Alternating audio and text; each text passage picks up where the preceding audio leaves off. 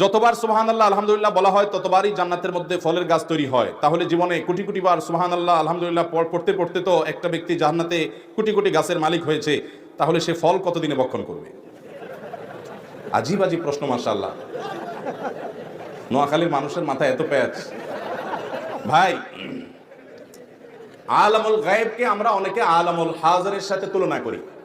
জান্নাত এটা কি গায়েবের জগৎ না হাজিরের জগৎ? গায়েব আর হাজির বুঝেন তো?